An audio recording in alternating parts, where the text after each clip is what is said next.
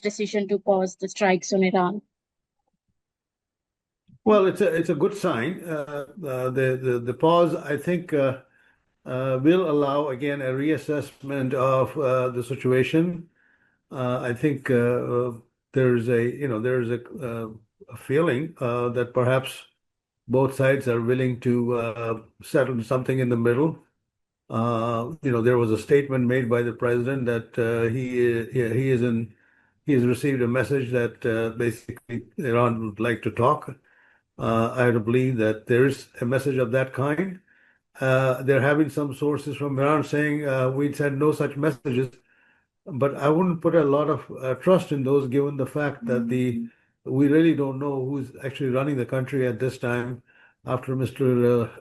Ali Larijani was a de facto head. And of course, Mr. Khamenei is not supposedly not in a well shaped. So I think that there's a question mark as to who's really in touch with the Trump administration. But I have to believe that somebody is. And I think I have also heard this needs to be confirmed, but I also heard that Pakistan may be facilitating that conversation. I think it'll go clear in a day or two whether actually the meetings will be held in Pakistan or not. Yes, sir. But Iran has denied that any talks were underway. How common are such back-channel communications in crises like this, and how should we interpret these signals, mixed signals? I would not take it very seriously. As I said, I would not take it very seriously because, quite frankly, their leadership is fractured right now. I mean, they're all their three levels of top tier leadership is gone. And I think the person who actually is kind of acting as a de facto spokesperson is the head of the Iranian, parliamentary committee. I know it's very interesting. There was no message from either the foreign minister or the president. Again, though neither of them actually has the connection to the IRGC that the speaker or the head of the parliament who spoke. But my sense is that President Trump would not make a statement of that kind if there was really not a serious intention that conversation can be held. Now, again, having said that, I'm also going to say it's not very clear whether those discussions will be successful or not. But as I said, I have even heard that the discussions may happen in Pakistan. Given the current tensions, how close is Iran realistically to advancing its nuclear capabilities? Does this pause increase or decrease that risk? Well, in my as a person who was involved in many of the previous discussions with the IAEA and been at IAEA multiple times in Vienna, I can tell you, and all the things that Iran has done over a period of time. I mean, somebody was talking to me today about it, and I've told him that South Korea, Japan, and many other countries have the nuclear programs of the same kind that Iran has, and they are not to be a problem, and Iran's is. And he was asking why. I said because Iran has never followed the rules and regulations that it was fine with. I'll give you a simple example. Under the NPT, they are required to announce any new nuclear facility that they built, and they kept a facility secret for a year, more than a year, called Fordo Nuclear Enrichment Plant, which is under the Zagreb Mountains.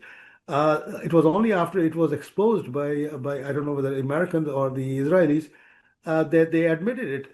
But the fact that and this is just an example. I have many other examples, which tells me that Iran never followed by the rules of the book. So personally, I'm convinced that Iran is building a bomb, and what scares me is the way they went around in this particular adventure, where they bombed their own friendly countries like Qatar, which was trying to actually bring the parties together, like UAE, which has been so helpful to Iran in helping them beat the sanctions, Western sanctions, by giving them access to the dollar banking systems.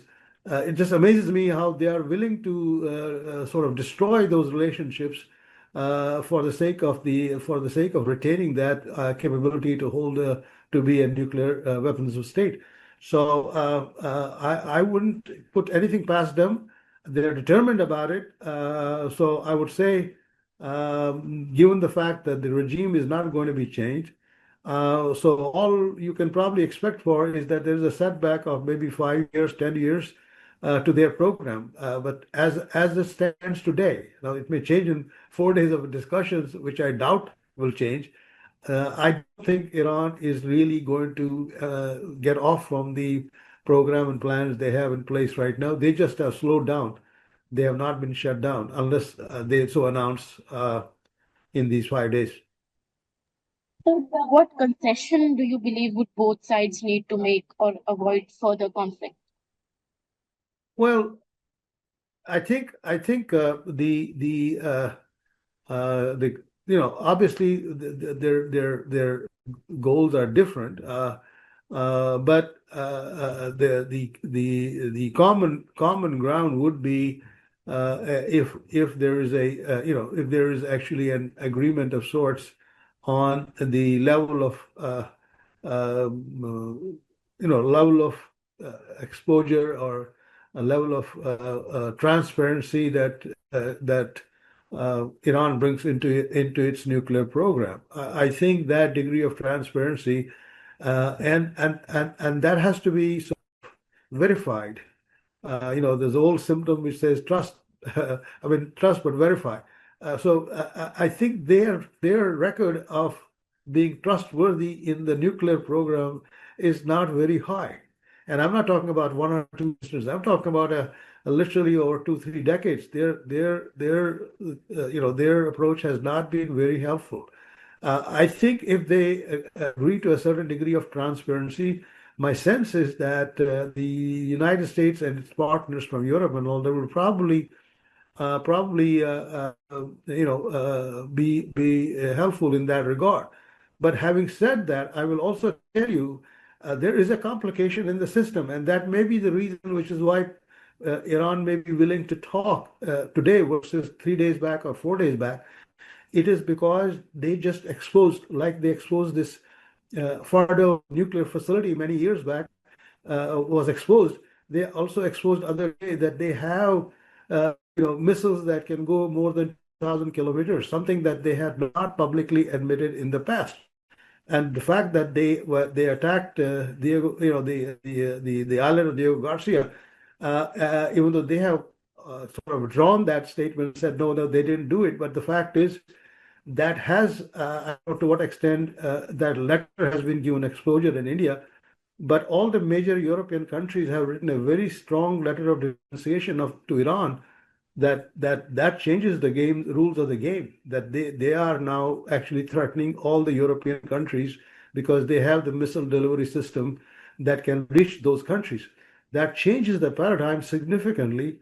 So it is possible today that they may feel that perhaps the United States is not as isolated as it was 4, 5, 6 days back, and the fact that they sent this missile over to Diego Garcia, I think that was I would call a technical mistake that Iran may have done, and that may be the reason why these talks have been accepted by them and are happening right now. Yes, sir, certainly. So, lastly, if the talks collapse, how likely is a broader regional conflict, especially considering threats to critical infrastructure like the Strait of Hormuz? Well, I hope it doesn't. I hope the good sense prevails on both sides. My sense is that the only party that will totally be unhappy will be Israel because their sort of existential threat will not disappear since Iran will present regime will continue to be there.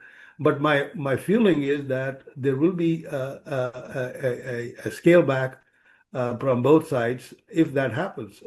So I'm hopeful.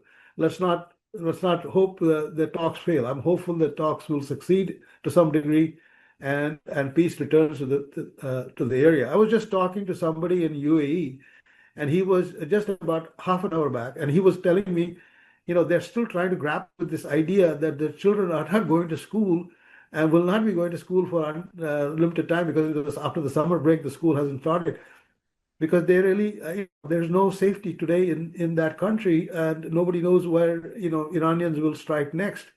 So it's really created a new sort of dimension. I can also tell you, if Iran preserves its nuclear capabilities, I think one or two countries in the Middle East will definitely also seek nuclear technology to make nuclear weapons. I think Middle East will get weaponized, and that changes the whole paradigm all over again. Yes, sir. Sir, to conclude, just asking, do you think that Iran has somehow forced US to retreat from the war? Excuse me, I didn't hear you properly. Could you say that again? Sir, can you say that Iran has forced US to retreat or withdraw from the war? No, I think again Iran is a civilizational state. I think it's in a very different and a difficult situation right now. But I think you will end up seeing obviously the new leadership will emerge there, and how that shapes up the country will actually decide on where they will be headed next. If they want the nuclear power really for civilian purposes, there are many different ways to do it. All they have to do is to go over and talk to Japan and find out, to tell Japanese, you're enriching the nuclear power. Why is nobody asking you that you are not building a nuclear bomb? I think they are South Korea. I think they will find an answer. They will find that there is a certain way of doing it, and if they just bring that transparency into the system, that will be sufficient, in my point of view, for them to get back into the game as a normal country. Well, sir, thank you. That's all from my side. Thank you for joining.